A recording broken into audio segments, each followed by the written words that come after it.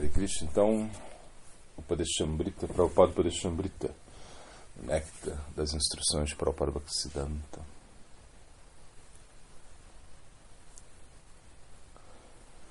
Bom, é o que é chamado indutismo. Não sei se inventaram essa palavra, mas nunca vi essa palavra indutismo. Bom, pode talvez, mas para induzir, bom, não sei. A resposta é: o processo ascendente nada mais é do que um trabalho árduo. Esse tipo de trabalho difícil é a tarefa mais intrigante. Srimad Bhagavatam nos instrui a desistir de um trabalho tão difícil. Uma é a tentativa de ver o sol à noite, à força, com a ajuda de uma lanterna. Enquanto outra espera o sol que nasça para ver o sol por meio de raios solares.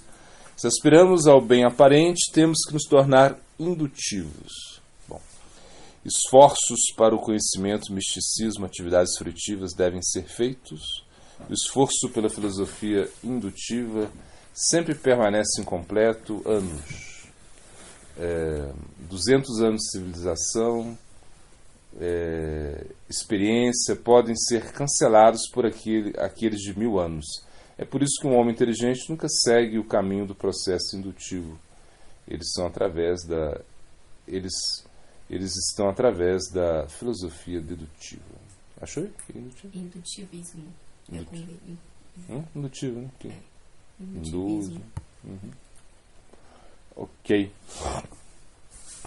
Então ele continua falando aí desse processo ascendente, para que possamos desistir desse processo ascendente, desistir desse processo onde nós colocamos a nossa energia para realmente descobrir as coisas através de pratyaksha, que é essa percepção sensorial, né?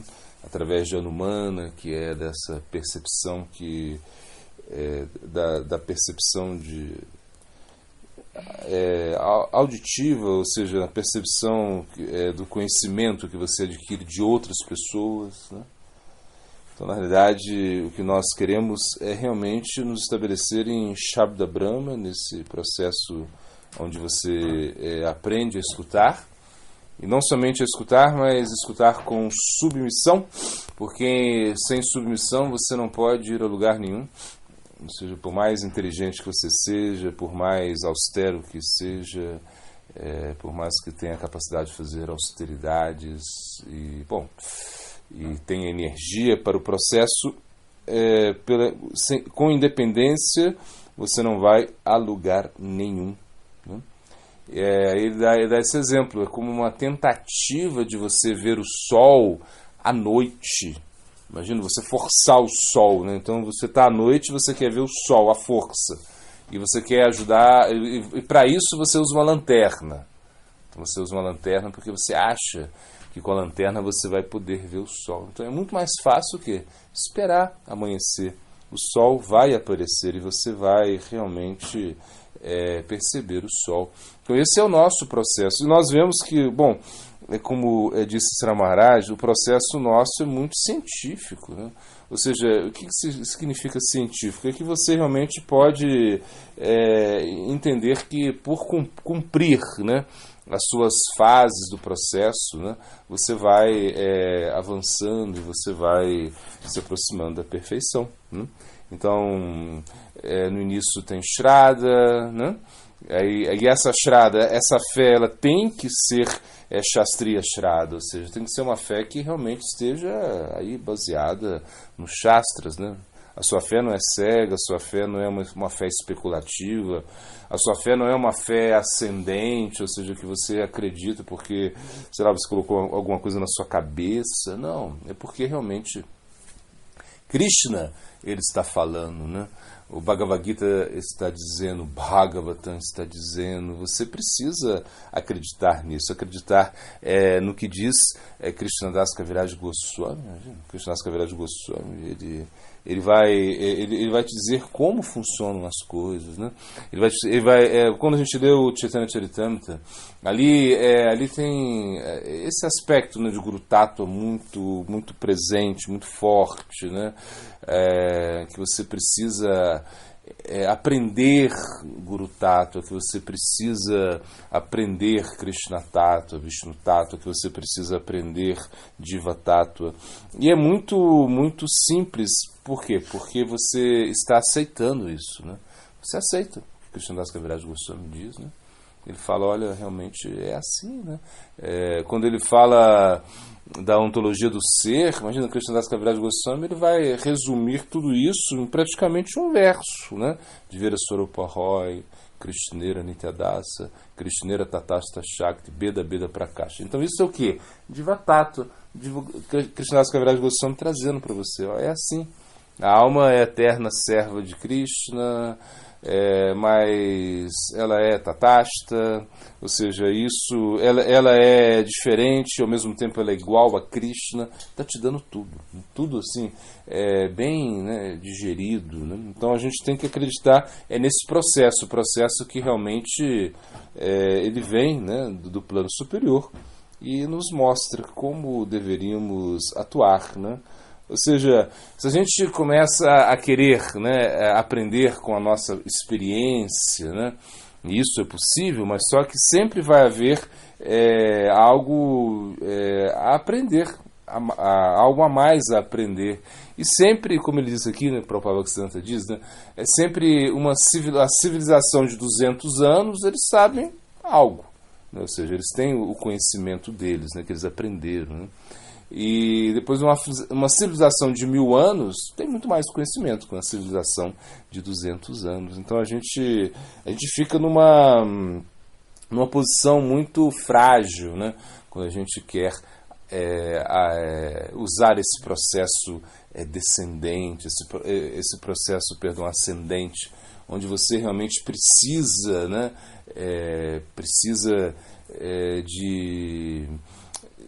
de experimentar tudo, onde você precisa de fontes, né, que não são muito fidedignas, onde você tem que contar aí com a sua inteligência, né? Então, por isso, um processo muito incompleto, nas palavras de Prabhupada Bhaktisiddhanta, né? Então, tudo que as pessoas estão realmente realizando nesse mundo material é muito incompleto. Como diz Sesara Maharaj, né, ele fala, a civilização ela é suicida, né?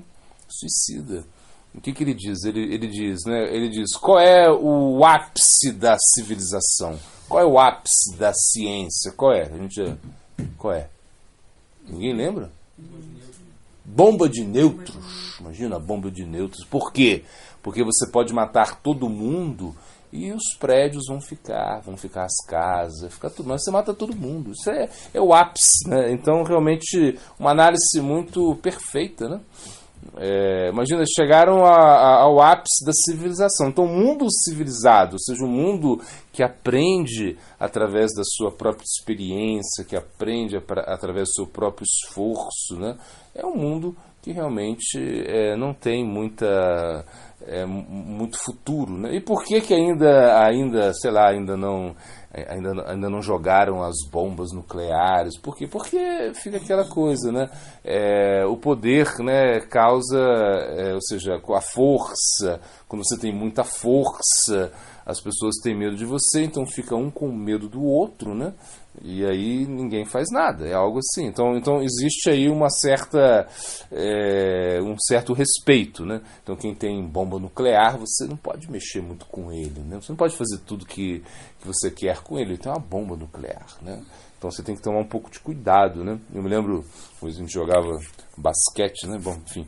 E aí teve um dia lá, a gente estava jogando e teve uma briga, né?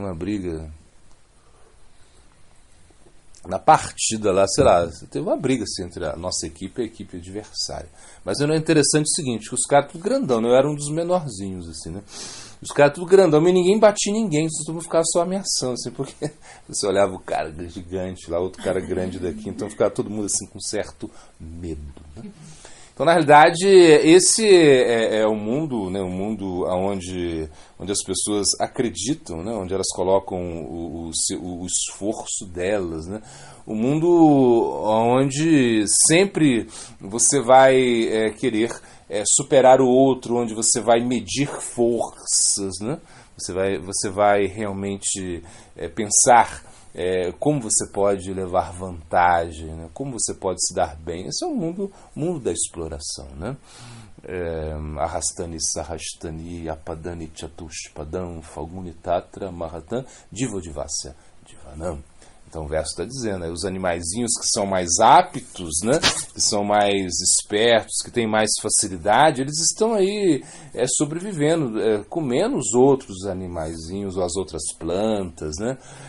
O mais forte vence o mais fraco. Então essa é a nossa experiência que nós temos aqui, né? Agora, será que a gente vai botar energia nisso?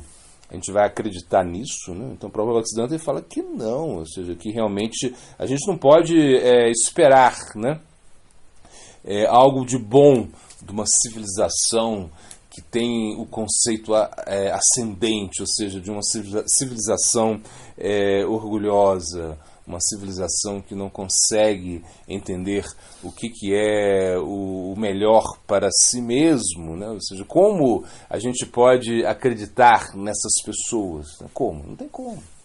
Não tem como realmente acreditar que essas pessoas possam nos ajudar. Realmente não. Quem nos ajuda é o sadhu, ou seja,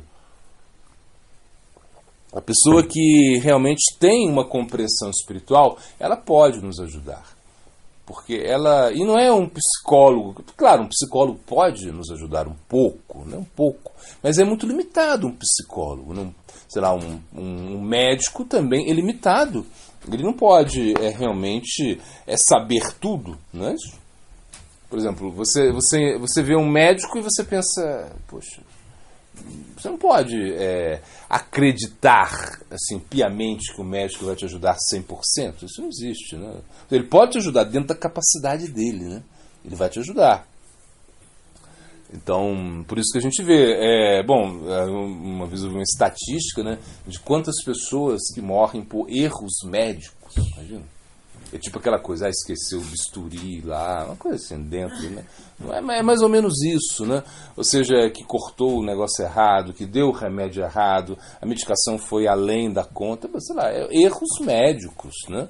Erro médico. Então, a porcentagem é grande, eu não me lembro qual era, mas é bem grande, assim, das pessoas que morrem por erros médicos. Mas, por isso, você não vai ao médico? Não, você vai ao médico, né? Quando acontece alguma coisa, você vai ao médico, você vai no psicólogo, mas você entende que eles não têm o conhecimento completo, eles não conseguem compreender muito bem como funciona, né, o seu corpo, como funciona. Mesmo se você pega lá o Ayurveda, que é uma coisa mais assim, complexa, você olha assim, como o cara falou esses dias, eu vi, ele falou assim, a gente sabe, doshas, que é pita, vata, kapha, pita, vata, kapha, pata, blá. Bom, tudo assim, né? Mas aí o cara falou, sabe, são 7 bilhões de doshas, né? Por quê? Porque são 7 bilhões de pessoas, né? Então, cada pessoa tem um dosha diferente, ou seja, né, que você, né, a sua constituição é diferente. Então, então o mundo de muita dificuldade. Então, quando um discípulo do Swami Maharaj Prabhupada ele pediu para estudar Ayurveda, o Prabhupada falou assim, para com isso, cara. Para com isso. A sua medicina, a medicina ocidental está muito mais avançada, né? Você toma antibiótico, acabou. Sei lá, você vai lá, faz uma cirurgia. É diferente, né? Então, na realidade, a gente entende aí que eu não tô... E a gente até segue o Ayurveda, não estou falando mal, né? Eu tô só mostrando aí que realmente o mundo é muito complicado. No plano ascendente, ou seja, quando você, mesmo os Vedas, né? Que são assim bem perfeitos, assim... E claro, o Ayurveda acho que ele funciona mais como uma prevenção, mas até alguns tratamentos também, eu concordo. Mas quando você bota a energia nesse plano ascendente, né, você fica muito tolhido, né, como ele diz, você fica muito limitado, né, você realmente fica querendo forçar a barra, forçar a amizade aí. Porque é isso, como você vai fazer que o sol, né, apareça à noite, né? Difícil, né? E mesmo vamos inverter a coisa. Como a gente quer colocar luz à noite, né? Como a gente faz? A gente usa a energia elétrica, né? Ou seja, a energia elétrica que ilumina, bom, que seja energia solar, não importa. É uma energia que o homem manipulou, que aí vai iluminar. Então você olha as cidades, né? Quando você vai viajando assim de carro, não sei, aí você de repente você olha lá, lá é aquela cidade, lá é a cidade, né? Lá é a cidade. Aí você vê uma cidade assim cheia de luzes, assim. Tá, mas você vê assim um pouquinho de luz, você vê uma escuridão na estrada e vê aquele facho de luz, aquela você vê a luz ali, né? Mas você vê quando você chega lá também, você percebe que essa luz não está com nada, é muito pouquinho, né? Não é uma coisa que você... E por quê? Porque quando vem o sol, né? Imagina, vem o sol vem, ele vem, aí como ilumina tudo, aí realmente o sol é uma coisa incrível, não tem como comparar o sol, né? Não tem como comparar, ele vai nascer, e ele vai nascer sempre, ele nasce todo dia. Ele não fica... Ele não tem preguiça, não, cara. O sol nasce. E ele também não fica esperando nada. Ou seja, quem é que está vendo o nascer do sol? Né? Quem é que está aí vendo o nascer do sol? É difícil, né? É difícil você ver o nascer do sol. O pôr do sol pode ser, né? Como eu falo, né? Você vai lá na montanha, fuma baseado, ver o pôr do sol, que legal. Mas o nascer do sol já é mais porque dá preguiça acordar tão cedo, ver o sol, que é uma coisa incrível, né? Mas imagina se o sol nasça, se ele vai nascer, sei lá, ele só nascesse de 300 em 300 anos. Seria um espetáculo, né? Isso é uma coisa assim. Mas a gente não valoriza muito isso, né? Mas quem que permite isso? Krishna. Krishna, ele permite. Então, por Krishna, o sol nasce todo dia. Por Krishna, o sol se põe, a lua... Krishna, ele controla tudo. Então, a gente tem que acreditar nele. Acreditar em Krishna. A gente não pode acreditar em nada mais. Você não pode ser enganado, porque as pessoas estão se enganando com conhecimentos, né? Com filosofias que são pura especulação, né? Então a gente tem que ir na fonte. Então isso é muito legal.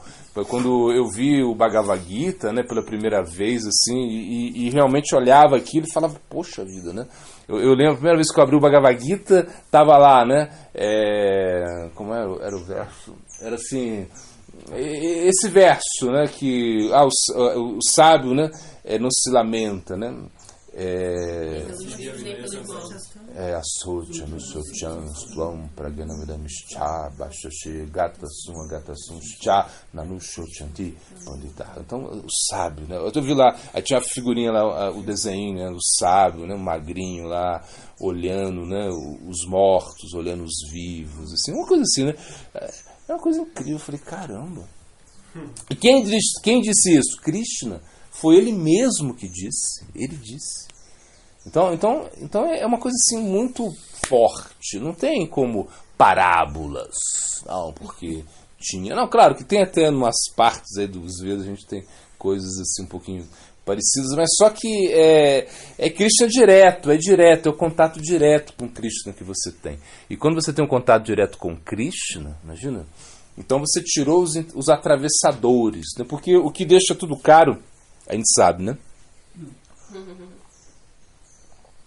Você planta aqui muita batata, aí o cara vem aqui, compra batata, aí a batata vai ficar cara, né? Quando chega lá no mercado, né? Assim, o atravessador deixa tudo caro. Então, com Bhagavad Gita, com o Bhagavad, não tem atravessador, é uma coisa muito direta, é um contato muito forte que você tem com Deus, com Cristo. Então, esse é o processo descendente, ele está te mostrando o que você tem que realizar, o que você tem que fazer. A sua vida tem que ser baseada nesse conhecimento que desce. nesse conhecimento Shabda Brahma, nesse conhecimento perfeito. Então, o Mahamantra, não existe nada mais poderoso que o Mahamantra. Você pode buscar. Existem muitos mantras, existem muitas coisas. Inclusive, quando a gente ia lá, né, a gente começou... Bom, sei lá, a gente estava fazendo as perguntas lá, né? E eu sempre dizia, falei, gente, assim, aqui o pessoal perguntava para mim, em relação à deidade, né? O que a gente faz quando não sei o que mantra que a gente canta? Fala, canta Mahamantra Hare Krishna, você não fazer o quê? Canta Hare Krishna, deu, né? Ou seja, como é que faz para a Mahasika, que mantra que canta? Fala, sei lá, canta Hare Krishna. E ao final a gente ficou meio assim, né? No momento que a gente ficou assim, muito sem contato, né? Com uma associação que pudesse nos ajudar nesse sentido, né? No sentido assim, mais técnico, assim, das coisas que as pessoas queriam aprender, queriam se interessar nesse momento. Mas aí quando a gente foi lá e começamos a conversar, qual é o mantra para Mahasika? Esse, que legal. Qual é o mantra para você trocar o cordão? Esse, que bom, tá, anota lá. E que não sei o quê. Mas aí depois lá o devoto falou, olha, mas quando você não sabe o mantra, canta Hare Krishna. Porque se você não sabe o mantra, assim, se você não sabe o mantra, canta Hare Krishna. Porque ele tem todos os mantras, né? Então é Krishna mesmo, então realmente não tem que se preocupar muito. Ou seja, você pode fazer as coisas, né, bem feitas, cantando os mantras adequados para cada procedimento aí no arte, né, enfim. Mas o mantra Hare Krishna, ele é superior, inclusive aí é superior ao Gopal Mantra. Quando a gente viu no Hari Bhakti Vilas, né, que você viu tantas purificações, ele explicando mais ou menos o Purashcharana, né, Purashtraya, ou seja, esse processo purificatório antes de você receber os mantras, que você precisa se purificar antes de receber os mantras. Mas ele falou, Gopal Mantra não precisa, né? Você não precisa fazer esse processo, não. E para o Mahamantra você não precisa nem de Diksha. Imagina, você não precisa de Diksha. Você pode ser o comedor de cachorro, né? Come cachorro aí. Come cachorro. Canta o Mahamantra e você não precisa de Diksha, você vai lá, direto lá em Krishna. Diksha Purashcharaya Vidi Apikeshanakare Diva Sparsha Chandale Sabare Udare. Ou seja, você vai lá em Krishna diretamente por cantar o Mahamantra Hare Krishna. Agora, por que a gente aceita Diksha? Por quê? Por que a gente aceita Diksha, já que não precisa? A gente não quer cometer Vaishnava parada, né? Então, se o Vaishnava está aqui, ele quer nos iniciar, ou seja, se você aceita o Guru para não cometer. Você não pode negar o Guru, você está com ele, você recebe instruções dele, né? O mantra é muito poderoso, então, mas você precisa de Siksha também, você precisa do apoio do Vaishnava. Então, isso desce. Isso que a gente tem que entender.